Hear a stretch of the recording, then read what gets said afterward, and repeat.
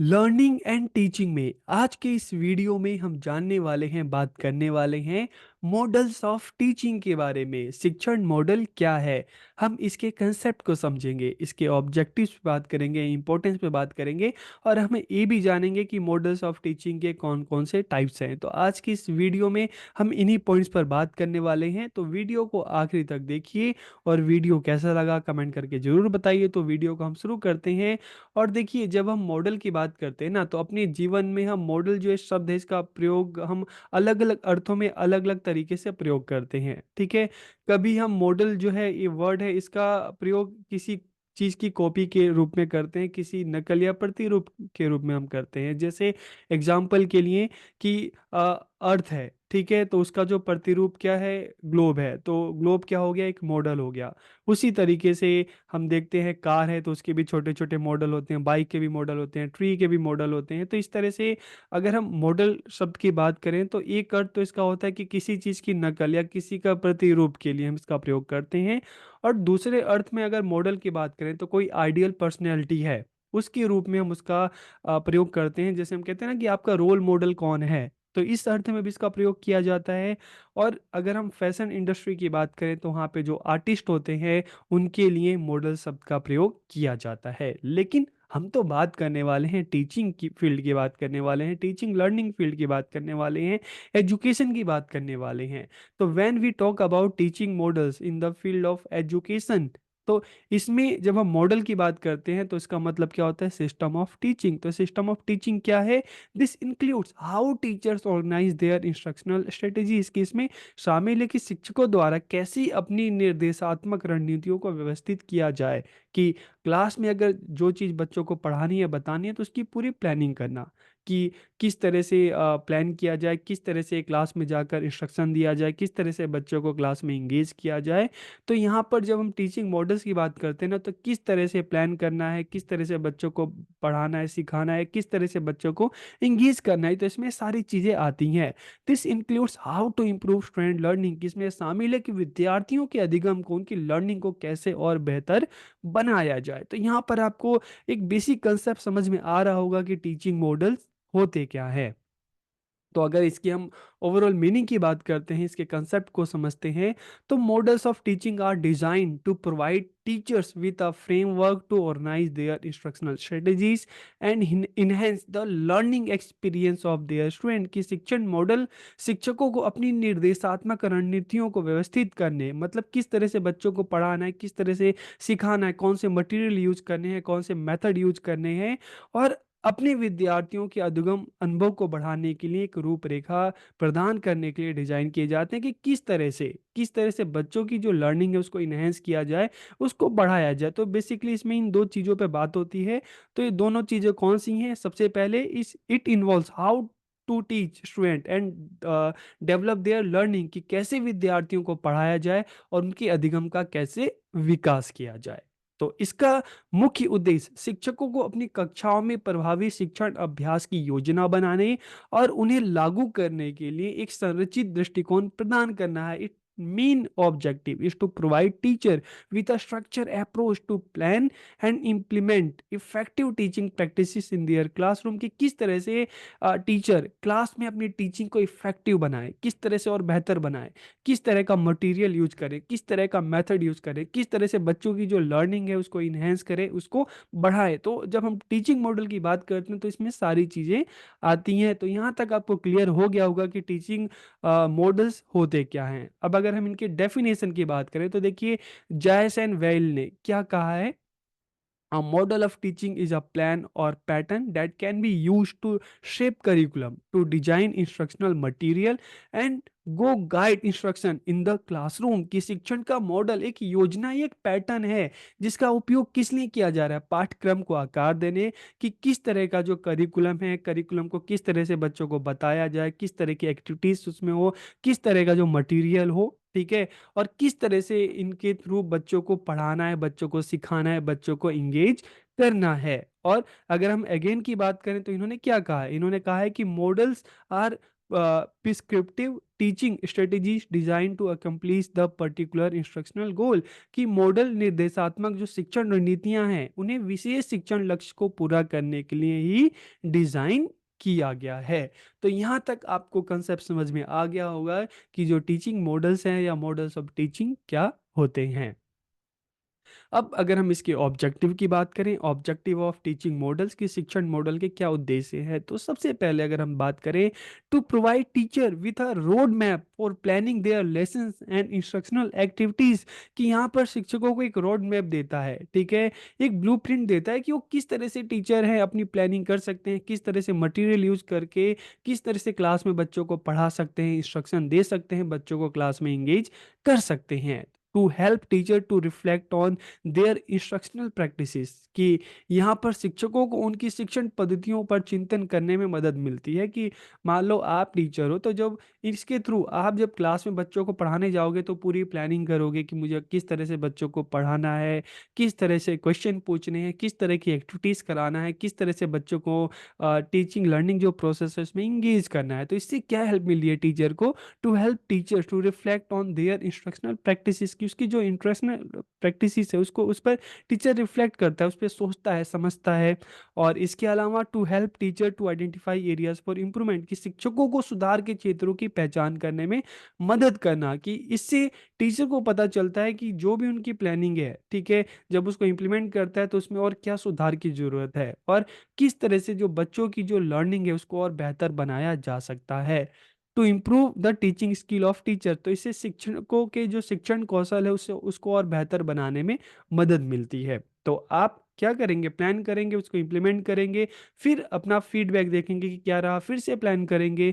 और इस तरह से हम देखते हैं कि इससे क्या होगा कि जो टीचिंग की टीचर्स की जो टीचिंग स्किल्स है वो और बेहतर बनेगी, जो इसका एक मुख्य ऑब्जेक्टिव या उद्देश्य है। इसके अलावा टू डेवलप स्टूडेंट्स लर्निंग। की विद्यार्थियों के अधिगम का विकास करना। To improve the learning outcome of the student. की विद्यार्थियों के अधिगम परिणामों में सुधार करना। कि बच्चों की लर्निंग को इनहेंस करना है और साथ के साथ फीडबैक के आधार पर ये भी देखना है कि बच्चों की लर्निंग क्या रही, बच्चों को कहीं कहीं किसी जगह कोई प्रॉब्लम तो नहीं आ रही। और इसके अलावा to help student develop thinking and problem solving skill. कि विद्यार्थियों के चिंतन और समस्या समाधान कौशल के विकास में मदद करना। And to develop a deeper understanding of the subject matter. की विषय वस्तु की गहरी समझ विकसित करना विद्यार्थियों में। तो ये क्या है, इसके ऑब्जेक्टिव हैं। तो यहाँ पर बेसिकली आपको दो चीजें समझ में आ रही होगी कि किस तरह से प्लान करना, कि किस तरह से बच्चों को पढ़ाया जाए, कौन से इंस्ट्रक्शनल जो स्ट्रेटेजी है, मेथड्स हैं, मटेरियल यूज किया जाए। और दूसरी चीज कि किस तरह से जो बच्चों की जो लर्निंग है उसको इन्हेंस किया जाए। तो यहाँ पर दो चीजें हमारे सामने आ रही हैं, ठीक है। फिर अगर इसके इंपॉर्टेंस की बात करें, तो these serve as a basis for effective teaching principles. की ये प्रभावी शिक्षण के जो सिद्धांत है उसके आधार पर कार्य करते हैं कि किस तरह से ये प्लान किया जाए, किस तरह से जो क्लास में बच्चों को पढ़ाया जाए, किस तरह से मेथड यूज किए जाए, किस तरह से क्लास में बच्चों को इंगेज किया जाए, किस तरह से जो टीचर है अपनी टीचिंग स्किल को बेहतर बना सकते हैं, किस तरह से बच्चों की लर्निंग है वो बेहतर हो सकती है। This contribute to effective and interesting learning. के प्रभावी और दिलचस्प शिक्षण के में योगदान करता है। It is use to achieve specific objective of various school subject. की इसका उपयोग विभिन्न विद्यालयों में विषयों के जो विशिष्ट उद्देश्य को प्राप्त करने के लिए किया जाता है। तो देखिए, आप कोई भी सब्जेक्ट पढ़ते हैं तो हर सब्जेक्ट के अपने स्पेसिफिक ऑब्जेक्टिव होते हैं। आप अपना जब सिलेबस निकाल के देखेंगे तो सिलेबस में आपका जो फर्स्ट यूनिट सेकेंड यूनिट है, तो फर्स्ट यूनिट से पहले ही आपके ऑब्जेक्टिव दिए होते हैं, स्पेसिफिक ऑब्जेक्टिव दिए होते हैं, ठीक है। तो it is use to achieve specific objective of various school subject. की अलग अलग जो स्कूल के जो सब्जेक्ट हैं उनके जो स्पेसिफिक ऑब्जेक्टिव है उसको प्राप्त करने में मदद करता है। इसके अलावा these are helpful in developing various abilities of the student. के विद्यार्थियों की विभिन्न जो क्षमताएं हैं उसको विकसित करने में भी सहायता करता है। किस तरह से करते हैं, तो उसकी बात जब हम इसके टाइप्स की बात करेंगे तब हम समझेंगे। तो टाइप्स ऑफ टीचिंग मॉडल, की शिक्षण मॉडल के कौन कौन से प्रकार हैं, ठीक है।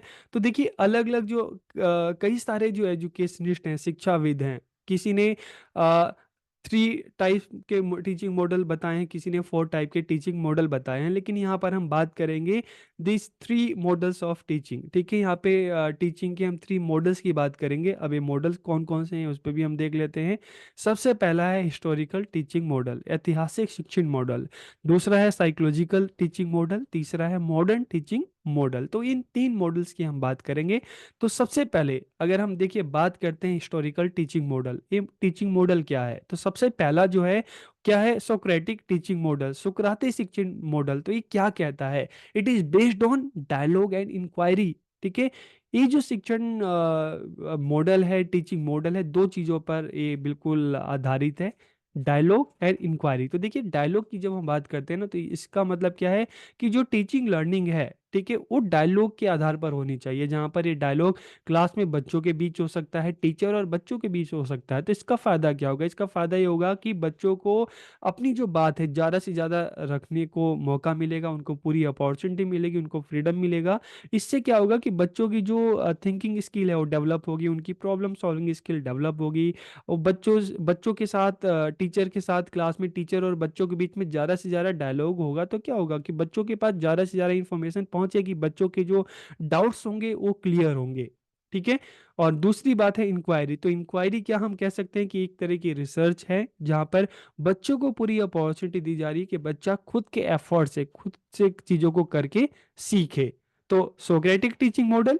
दूसरी अगर बात करें classical humanistic model based on student centred education. तो देखिए जब हम स्टूडेंट सेंटर्ड एजुकेशन की बात करते हैं ना, तो यहाँ पर लर्निंग की जो रिस्पॉन्सिबिलिटी होती है वो बच्चों की खुद की होती है। प्राइमरी रोल किसका होता है, बच्चों का होता है। टीचर का रोल एक हेल्पर का होता है, सेकेंडरी रोल होता है। तो जब हम क्लासिकल ह्यूमनिस्टिक मॉडल की बात करते हैं, तो यहाँ पर मतलब क्या है, टीचिंग की जो रिस्पॉन्सिबिलिटी है, ठीक है, सॉरी, लर्निंग, वो बच्चों की जो प्राइमरी रोल यहाँ पर बच्चों का है। टीचर का काम क्या है, बच्चों की हेल्प करना, बच्चों को अपॉर्चुनिटी देना, बच्चों को एक तरह से सुविधा प्रदान करना, और बच्चों को पूरा अवसर देना जहाँ पे बच्चा खुद से करके चीजों को सीखे।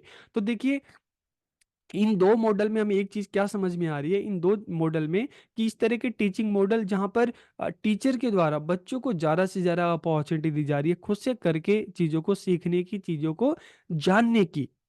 तीसरा अगर हम बात करें पर्सनल डेवलपमेंट मॉडल, तो देखिए नाम से पता चला पर्सनल डेवलपमेंट, तो यहाँ पर किन चीज़ों पे फोकस किया जा रहा है, encouraging the development of strength interest and values, की स्टूडेंट के स्ट्रेंथ इंटरेस्ट एंड वैल्यूज को डेवलप करने की बात की जा रही है। तो यहाँ पर क्या है, यहाँ पर भी हम देखते हैं कि स्टूडेंट की अगर स्ट्रेंथ को डेवलप करना है, इंटरेस्ट को डेवलप करना है, तो बच्चों को ज़्यादा से ज़्यादा अपॉर्चुनिटी दी जाए। ठीक है, बच्चों को ज़्यादा से ज़्यादा अवसर दिए जाएं, जो टीचिंग लर्निंग है उसमें पार्टिसिपेट करने का, उनकी इन्वॉल्वमेंट के लिए। ठीक है, और बच्चों के इंटरेस्ट के हिसाब से अलग अलग जो मेथड्स हैं उसको यूज किया जाए, बच्चों को बताया जाए, सिखाया जाए, बच्चों को पूरी अपॉर्चुनिटी दी जाए। तो इस मॉडल में हमें हिस्टोरिकल टीचिंग मॉडल, ऐतिहासिक शिक्षण मॉडल की अगर बात करें, तो यहाँ पर हमें ये चीज़ें समझ में आ रही है कि बच्चों को क्या करें, ज़्यादा से ज़्यादा अवसर दें, ज़्यादा से ज़्यादा अपॉर्चुनिटी दें। क्लास में डायलॉग होना चाहिए, जहाँ पर किसी भी टॉपिक के ऊपर टीचर और बच्चों के बीच में एक डायलॉग होना चाहिए, जहाँ पर टीचर ज़्यादा से ज़्यादा इन्फॉर्मेशन बच्चों को बताए, बच्चों की जो प्रॉब्लम है सॉल्व करे, और उस टॉपिक को लेकर बच्चों के मन में जो भी बात है वो बच्चे टीचर से पूछें। बच्चा अपने खुद के एफर्ट से चीज़ों को सीखे, बच्चों की इंटरेस्ट को, उनकी रुचि को ध्यान में रखकर ही बच्चों को बताया जाए, बच्चों को पढ़ाया जाए। तो यहाँ पर इस मॉडल में इन चीज़ों की बात की गई है। दूसरा अगर हम साइकोलॉजिकल टीचिंग मॉडल की बात करें, तो सबसे पहले आता है बेसिक टीचिंग मॉडल। तो बेसिक टीचिंग मॉडल क्या है, यहाँ पर चार चीज़ें हैं। सबसे पहला है कोई भी कंटेंट है, टीचर उसको प्रिपेयर करे, बच्चों के सामने फिर क्लास में आकर प्रेजेंट करता है। जैसे आपको कोई भी टॉपिक पढ़ाना है, तो सबसे पहले आप क्या करेंगे, प्रिपेयर करेंगे, क्लास में आके प्रेजेंट करेंगे। फिर प्रैक्टिस की बात करें, तो फिर जो टीचिंग लर्निंग है आप उसमें बच्चों को इन्वॉल्व करेंगे। ठीक है, बच्चों की पूरी इंगेजमेंट होगी, और लास्ट में असेसमेंट होगा, जहाँ पर देखा जाएगा कि बच्चों ने कितना सीखा, बच्चों को कितना आया। तो ये क्या हो गया, बेसिक बेसिक टीचिंग मॉडल। दूसरा है इंटरेक्शन टीचिंग मॉडल। तो यहाँ पर क्या है, इंटरेक्शन की बात कर रहे हैं ना, तो इंटरेक्शन यहाँ पर active student participation and interaction in the learning process, की क्लास में जब टीचिंग लर्निंग हो तो बच्चों का पूरा एक्टिव पार्टिसिपेशन हो टीचिंग लर्निंग में, और इंटरेक्शन होना चाहिए। ठीक है, विद्यार्थियों के बीच में, विद्यार्थियों का विद्यार्थियों से, विद्यार्थियों का टीचर के साथ एक इंटरेक्शन होना चाहिए, एक संवाद होना चाहिए, एक बातचीत होनी चाहिए, एक डिस्कशन होना चाहिए, ताकि ज़्यादा से ज़्यादा इंफॉर्मेशन जो है वो उस पर चर्चा हो सके, बच्चों की जो प्रॉब्लम है उसको दूर किया जा सके और बच्चों की ज़्यादा से ज़्यादा इंगेजमेंट हो। फिर स्कूल लर्निंग मॉडल की बात करते हैं तो स्कूल लर्निंग मॉडल में create positive and supportive learning environment, कि कैसा स्कूल की बात करते हैं, एक ऐसा एनवायरनमेंट, एक पॉजिटिव एनवायरनमेंट होना चाहिए, एक सपोर्टिव एनवायरनमेंट होना चाहिए स्कूल का, जहां पर टीचर और बच्चे सब मिलकर टीचिंग लर्निंग जो प्रोसेस है उसको और बेहतर बनाए। बच्चों को ज़्यादा से ज़्यादा फ्रीडम हो अपनी बातों को करने, अपनी बातों को कहने का, ठीक है, अपने मतलब बच्चों को इतनी अपॉर्चुनिटी दी जाए ताकि बच्चे वहाँ पर खुद से चीज़ों को करें, खुद से चीज़ों को सीखें। टीचर क्या करेगा, बच्चों को सपोर्ट करेगा, बच्चों को हेल्प करेगा, बच्चों को मटेरियल प्रोवाइड करेगा और बच्चा खुद के एफर्ट से सीखेगा। टीचर और स्टूडेंट के बीच में एक पॉजिटिव रिलेशनशिप डेवलप होगा। तो इस तरह का स्कूल लर्निंग मॉडल कहता है। और कंप्यूटर बेस्ड टीचिंग मॉडल की बात करें तो यहाँ पर क्या है, जो टीचिंग लर्निंग प्रोसेस है उसमें जो टेक्नोलॉजी है उसको शामिल करना। तो हम देखते हैं आजकल स्कूल की बात करें, कॉलेज की बात करें, तो टेक्नोलॉजी, चाहे हम स्मार्ट बोर्ड की बात करें, चाहे हम मोबाइल फोन्स की बात करें, चाहे हम असेसमेंट की बात करें, टेक्नोलॉजी के थ्रू जो टीचिंग लर्निंग प्रोसेस है उसको और बेहतर बनाने की कोशिश की जा रही है।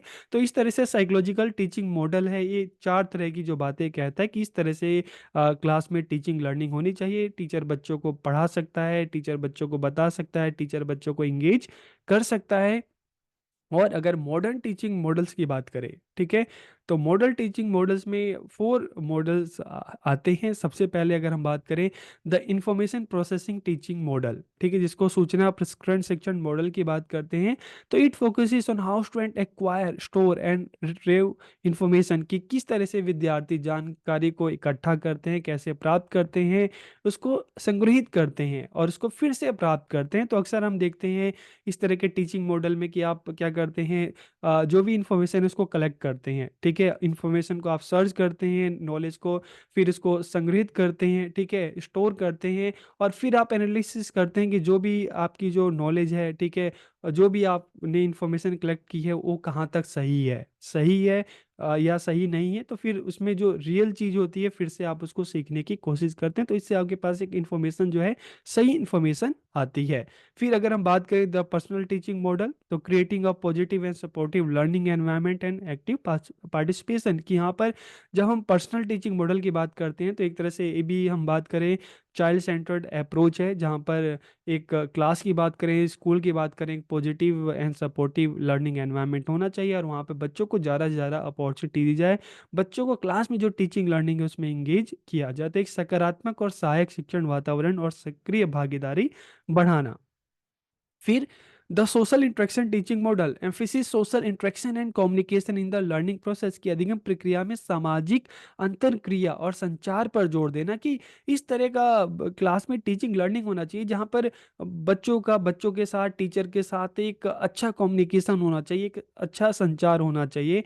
इसके अलावा सोशल इंटरेक्शन के लिए अलग अलग एक्टिविटीज़ होनी चाहिए, ग्रुप एक्टिविटीज़ होनी चाहिए जहाँ पर बच्चे हैं पार्टिसिपेट करें, ज़्यादा से ज़्यादा चीज़ों को मिलकर सीखें, करके सीखें, साथ में ही इस तरह की अलग अलग एक्टिविटीज़ अलग अलग टाइम पे होनी चाहिए जहाँ पर बच्चों का कम्युनिटी के साथ इंटरेक्शन भी होना चाहिए। और लास्ट की बात करें तो बिहेवियर मॉडिफिकेशन टीचिंग मॉडल, की to change student behaviour through reinforcement, की यहाँ पर क्या बात की जा रही है कि बच्चों का जो बिहेवियर है किस तरह से चेंज किया जाए, पुनर्बलन के द्वारा, रीइंफोर्समेंट के द्वारा। मतलब जब क्लास में देखो, एक तो होता है मोटिवेशन, कोई भी काम शुरू करने से पहले मोटिवेशन दी जाती है और जब बच्चा उस काम को करने लगता है ना, तो बीच बीच में बच्चों का जो मनोबल बढ़ाना, ठीक है, तो उसको हम कहते हैं रीइंफोर्समेंट, कि बच्चों को प्रोत्साहन देना कि आप और अच्छे से कर सकते हो, आप और बेहतर कर सकते हो। तो इससे क्या है कि बच्चों का जो बिहेवियर है, ठीक है, उसको परिवर्तन लाना, जो एक बच्चे की जो नेगेटिव थॉट है उसको पॉजिटिव में बदलना, कि नहीं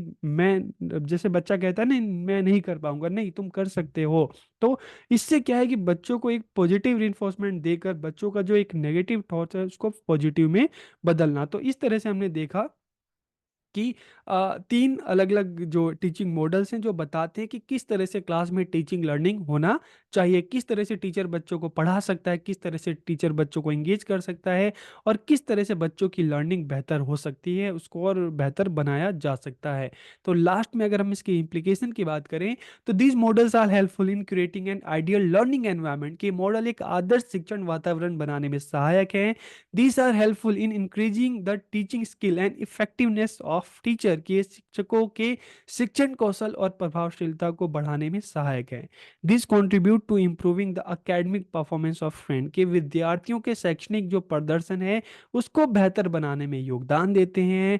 and these models are useful in modifying and enhancing the teaching approach, की ये मॉडल शिक्षण दृष्टिकोण को संशोधित करने और बढ़ाने में उपयोगी हैं। इसके अलावा this helps in meeting the diverse needs of the student, की विद्यार्थियों की जो अलग अलग आवश्यकताएं होती हैं उनको पूरा करने में भी इससे मदद मिलती है, क्योंकि इसमें बताया गया कि अलग अलग सीखने सिखाने के अलग अलग तरीके हैं, सबका ही प्रयोग किया जाए, सबकी मदद से बच्चों को पढ़ाया जाए, सिखाया जाए। This facilitate better communication between teacher and student, की इससे शिक्षकों और विद्यार्थियों के बीच में बेहतर संचार की सुविधा मिलती है। And this promote positive teaching student teacher student interaction, की सकारात्मक शिक्षण विद्यार्थी संपर्क को बढ़ावा देते हैं। तो इस तरह से आज की इस वीडियो में हमने टीचिंग मॉडल्स के बारे में पढ़ा, इसके कंसेप्ट के बारे में पढ़ा, इसके ऑब्जेक्टिव इंपॉर्टेंस एंड टाइप्स के बारे में पढ़ा, लास्ट में हमने देखा कि इसके क्या क्या इंप्लीकेशन है। तो वीडियो आपको कैसी लगी कमेंट करके जरूर बताइए। आप सबका बहुत बहुत धन्यवाद।